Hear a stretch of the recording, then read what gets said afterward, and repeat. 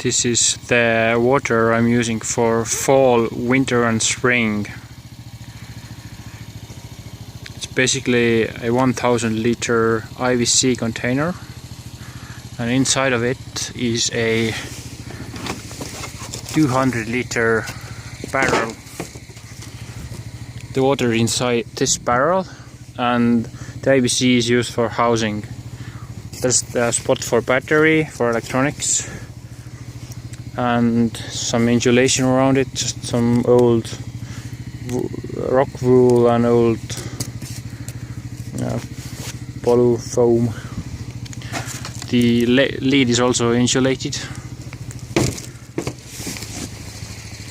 See, the water has, at the moment it has two legs on opposite corners which support it, so I can refill it without losing the usability of my ATV. I can do other things while the water is refilling.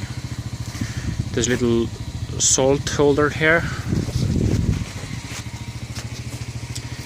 It's like it's okay to leave it like this under the sky, so the water and from the rain erodes a little bit, so that's okay. It's an old Russian trailer, and the IVC cage is just clamped with U-clamps like these. And that's enough. I think that would be even enough if the IVC would be full of water. I'm going to build a similar water for summer, but in that case the IVC itself will hold the water.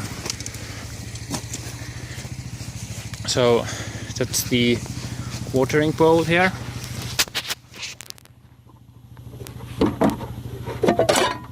It operates on a float valve, just similar to toilets. So if the water is empty, it will refill it until the float here closes the valve. And here I have just an old barrel full of expanded poly foam, and there's a heating mat like touching this. The heating mat is from a car. It's just a normal heater mat you have like in seat warmers. And also the pipe here, it's coming out. You can see the heating mat wires here.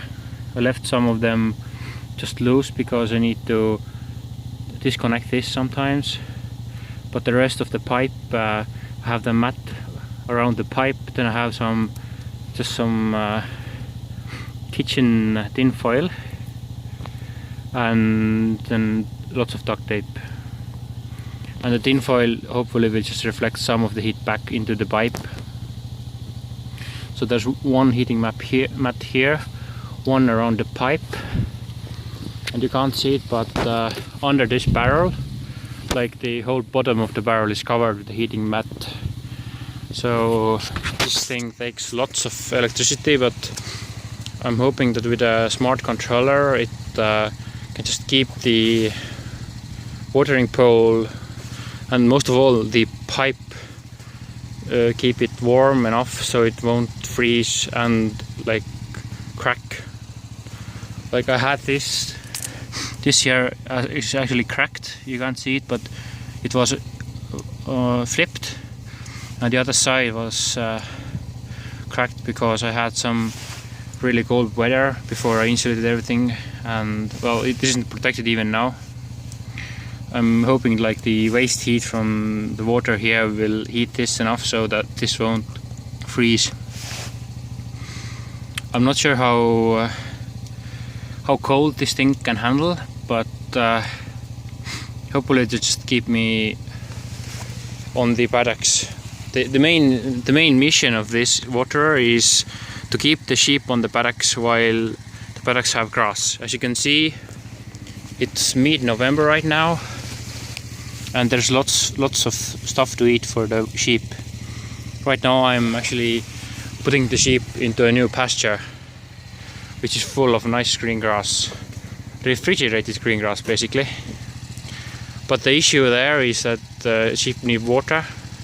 My dog needs water too, and the water keeps freezing. So previously I just put the sheep in the winter yard where I feed them hay and I give them water in buckets. But that system also sucks because I need to refill the buckets every day, and that kind of keeps me locked in the farm. I can't go away for many days. But this system with a controller, I think that's okay. Right now I'm testing what happens if this insulated thing is left in like -4, -5 degrees centigrade. What will happen? Will it freeze? Will it explode? I just want to see what happens. Because the parts there are old anyway, I can replace them if they freeze. If something happens, most likely this will explode. Or worst case, this float valve will freeze and just explode. I don't like that. Also have a cover here, like this thing. It's just so the birds wouldn't shit in the water. I had issues with birds perching on here and just flying away and just dropping their load in here, which kind of sucked for me. But right now the cover has been in place for like 4 days, and there's no bird droppings in the water there. So either I have no birds anymore or the thing works. I don't know. So yeah, I have all the wires coming out. There are pipes for temperature sensors.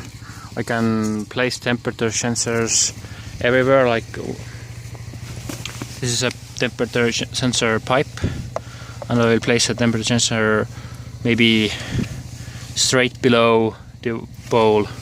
Just drill it there. So if the temperature drops below 0, it will start heating, or below 2 degrees. I don't know. I'll just customize it. But as you can see, since I have a dog, he has already chewed these things, and I'm pretty sure he's the reason why this is slanted. It used to be like this, but now it's like this. So my dog really likes to play around with things, so you have to take this into account. And the sheep, they will like to scratch with themselves, so they probably scratch themselves here. You can see like little pieces of fur here. So yeah, that's all. 200 liters inside a 1000 liter IBC. The one issue is that some water came in, so the lead here isn't really watertight. There are offsets, there are gaps, so we need to put a better roof on it. The thing is that in really harsh winter, when the sheep are eating hay, I will put the whole, like the IBC portion and the watering portion, inside a shed.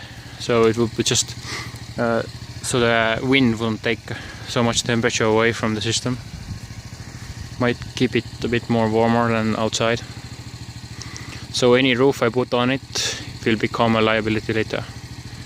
So I need to implement some modularity there. But yeah, that's my winter waterer. I haven't seen these on sale.